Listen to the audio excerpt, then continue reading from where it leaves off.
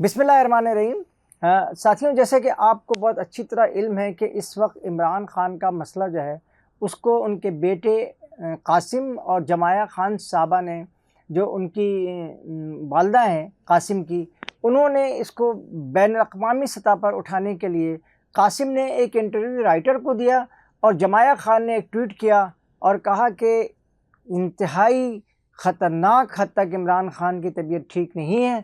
حالانکہ اس کے فوری بعد رائٹر نے اس بات کی بہت تردید بھی کی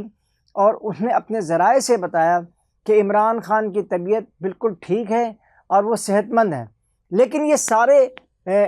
چیزوں کے باوجود بھی قاسم، جو عمران خان کے فرزند ہیں، انہوں نے یہ ایک مرتبہ پھر رائٹر کو طویل انٹرویو دیا اور اس انٹرویو میں انہوں نے کہا کہ عمران خان کو 4 نومبر سے جو ہے وہ عوام سے کسی بھی سے بھی ملاقات کا نہ حق دیا جا رہا ہے اور نہ ہی قاسم سے ٹیلی فون پہ بات چیت کرائی جا رہی ہے۔ یہ ساری صورتحال جو ہے وہ ایک نئی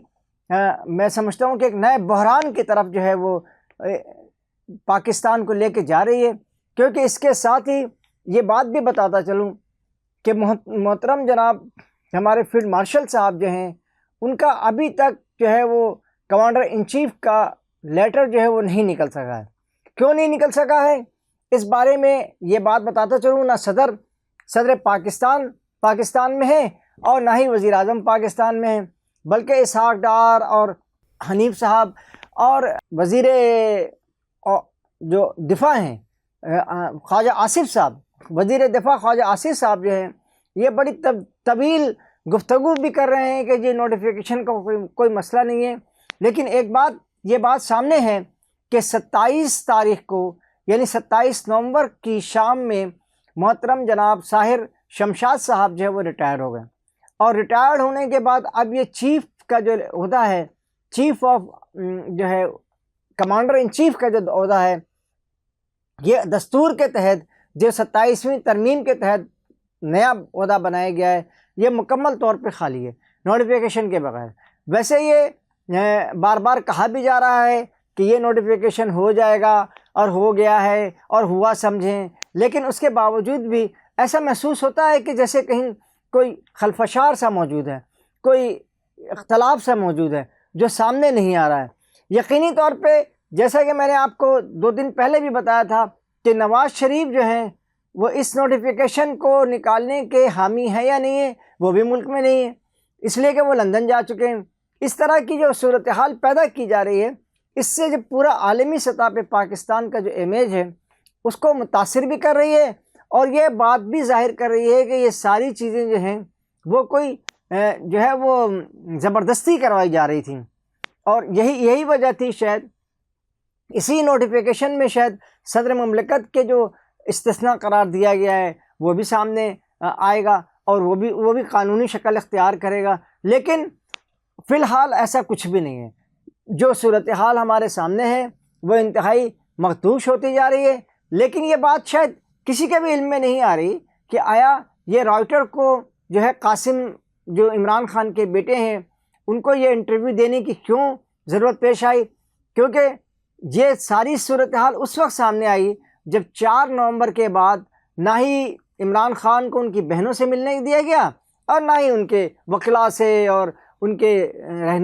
پارٹی کے رہنماؤں سے اور وزیر اعلیٰ خیبر پختونخوا سہیل آفریدی سے ملنے دیا گیا۔ یہ ساری صورتحال ہمیں ایک مرتبہ پھر یہ بتا رہی ہے کہ عالمی اسٹیبلشمنٹ جو یہ چاہتی ہے کہ پاکستان کے حالات خراب ہوں اور پاکستان کے حالات سدھرنے نہ پائیں، تو وہ ان میں کامیاب ہو رہی ہے بہت حد تک۔ ایک چیز جو میں آپ کو یہ بتاتا چلوں کہ اس وقت جو بلوچستان کا مسئلہ ہے، بلوچستان کے مسئلے پہ بھی جو ہے نا اس وقت اسرائیل جو ہے وہ بہت آگے نکل کے آ گیا ہے، اور اسرائیل میں اس سلسلے میں نہ صرف مذاکرے ہو رہے ہیں، نہ مباحثے ہو رہے ہیں، بلکہ ان کے جو چینلز ہیں وہ آزاد، نام نہاد آزاد جو بلوچستان ہے اس کے بھی گن گا رہا ہے۔ اس سلسلے میں جو ہے وہ نواب یوسف صاحب جو ہیں، یوسف خان صاحب، انہوں نے بھی اس کے خلاف بات کی ہے، اور حمدان بلوچ صاحب نے بھی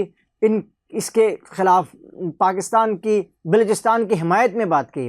اور یہ ساری لوگ جو اس وقت جو بلوچستان کے اور خیبر پختونخوا کے جو علیحدگی پسند، نام نہاد علیحدگی پسند لوگ جو ہیں، یہ سارے کے سارے اس وقت جو ہیں وہ ملک سے باہر بھی ہیں، اور ملک سے باہر بیٹھ کر کے بھارت کے ذریعے اور جیسے اسرائیل کے ذریعے اس منفی پروپیگنڈا. آپ کو میں ایک بات بتاتا چلوں اس سلسلے میں. اسرائیل نے جس کے اپنے حالات اس قدر مخدوش ہیں، جہاں وہ کیجویلٹیز بھی ہو رہی ہیں اور جو ہے وہ مسلمانوں کو مار بھی رہا ہے، اس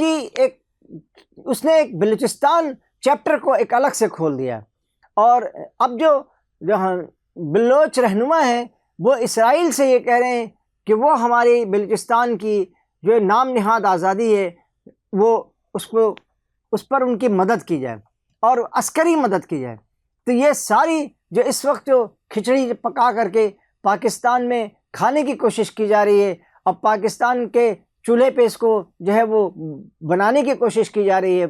یہ ساری کی ساری چیزیں پاکستان کے خلاف ہیں. اور ایسے لوگوں کی سرکوبی بھی ضروری ہے اور ایسے لوگوں کو مٹانا بھی ضروری ہے. یہ ساری حالات اور یہ واقعات یہ بتا رہے ہیں کہ اس میں جو ہے نا عالمی سطح پہ جو ہے نا وہ بہت کچھ کیا جا رہا ہے.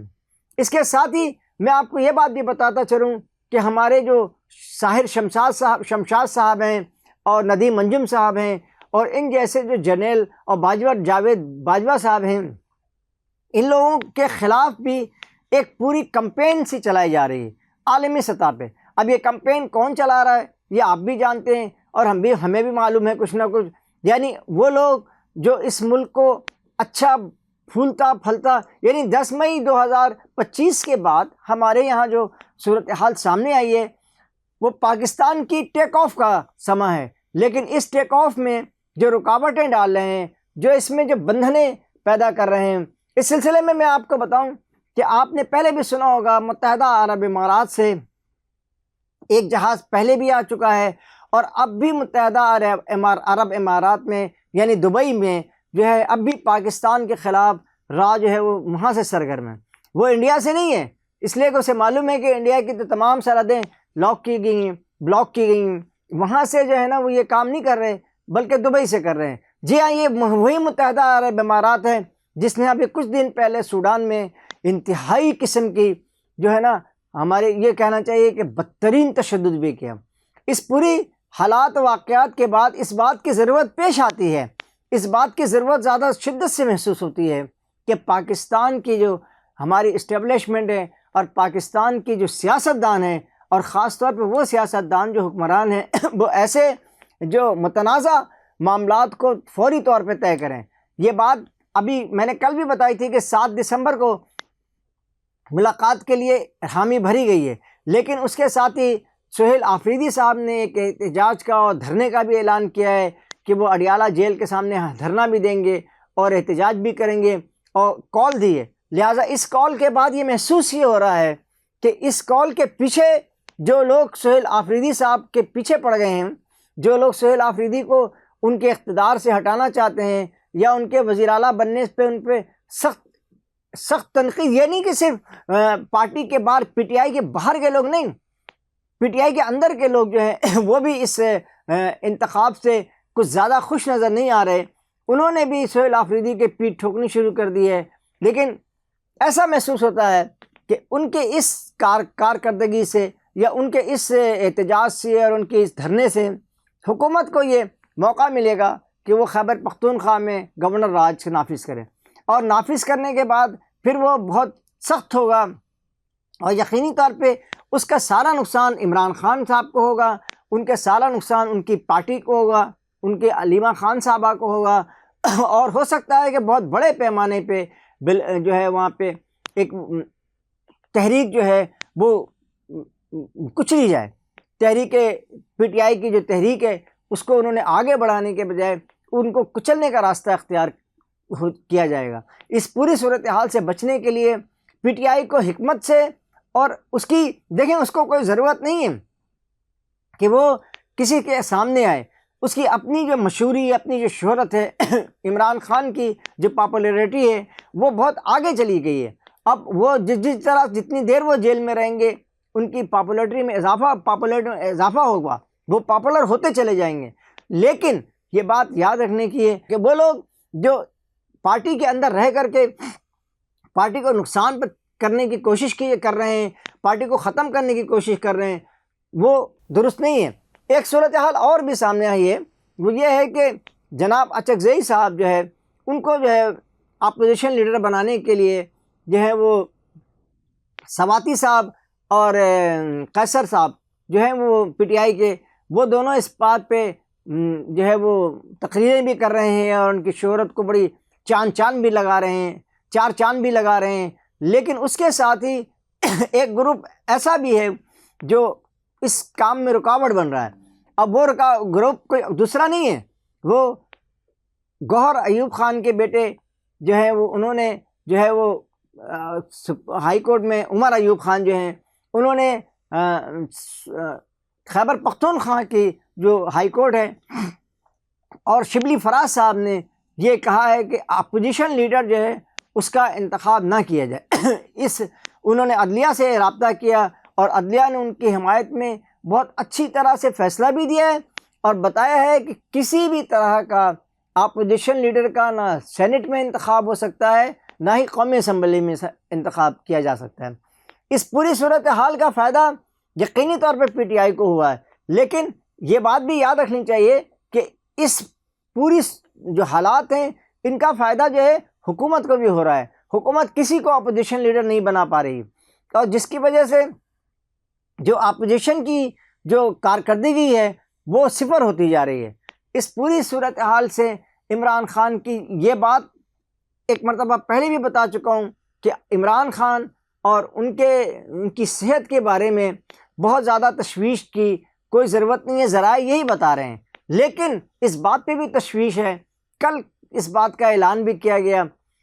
کہ 4 ڈاکٹر جو ہے پمس سے، جو ہائر کوالیفائڈ ڈاکٹر جو ہیں وہ پمس سے جو ہے وہ ہڈیالہ جیل گئے اور انہوں نے وہاں جانے کے بعد ان کا عمران خان کا معائنہ کیا۔ اب 4 ڈاکٹروں کی اچانک کیوں ضرورت پیش آ گئی، اس بات کی وجہ سے تشویش کی جا رہی ہے۔ اور قاسم جو عمران خان کے بیٹے ہیں انہوں نے تو یہ بھی تشویش ظاہر کی ہے کہ شاید عمران خان کے ساتھ کچھ ایسا ویسا ہو گیا ہے جس کی وجہ سے جو ہے اب ان کی جو حکومت جو ہے اور حکومت کے جو ارکان ہیں وہ بیرون ملک زیادہ رہ رہے ہیں، وہ ابھی آتے ہیں پھر چلے جاتے ہیں، ابھی رہتے ہیں پھر نکل جاتے ہیں۔ اس لیے یہ ضروری ہو گیا ہے کہ اب ان کی ملاقات بھی کرا دی جائے، اور حکومت اگر ٹھیک کہہ رہی ہے، حکومت اگر سچ بول رہی ہے تو اسے کوئی ڈر بھی نہیں ہونا چاہیے کہ کہ عمران خان جو صحت ان کی ٹھیک ہے۔ اس لیے یہ ساری جو ملکی حالات کو بھی ٹیڑھ ہیں، گڑبڑ کر رہے ہیں، اور ملکی حالات میں جو کچھ بھی خرابی پیدا ہو رہی ہے وہ اس معمولی سے ایک ملاقات کی وجہ سے ہو رہی ہے۔ تو کیا کوئی حکومت یہ بھی چاہے گی، کسی حکومت کے بات یہ بھی علم میں ہوگی کہ وہ معمولی معاملات کو جو ہے درد سر بنا رہے ہیں؟ اس حقیقت سے تو کوئی واقف نہیں ہے کہ شہباز شریف اور صدر زرداری صاحب وہ تھوڑا اس معاملے میں سے بالکل الگ رہنے کی کوشش کر رہے ہیں، حالانکہ ایک وزیر اعظم ہے اور ایک صدر ہے۔ تو لہٰذا اس معاملے میں حکومت کو اپنی جو ہے نا جدوجہد اور اپنی جو پاورز ہیں اور اپنی جو اتھارٹی ہے اس کو استعمال کرتے ہوئے وہ اس معاملے کو فوری طور پہ حل کریں، ورنہ عوام جو ہے ان کے بس میں پھر کبھی نہ رہے گی۔ اس لیے یہ اس پر بہت غور کی ضرورت ہے۔ دوستوں، آپ میری چینل کو تو دیکھتے بھی ہیں اور اس کو شیئر بھی کرتے ہیں، لیکن سوال یہ تھوڑا سا یہ بھی ہے کہ آپ سبسکرائب بھی کریں اور میرے چینل کو یوٹیوب کی مدد سے جو ہماری مدد کرتی ہے، ہماری باتوں کو آگے پہنچاتی ہے، اس کے لیے آپ لوگوں کی توجہ بھی ضرورت ہے۔ لہٰذا اس توجہ کو ضرور رکھیں۔ اس کے ساتھ ہی قاضی جاوید کو اجازت دیں۔ اللہ نے کے بعد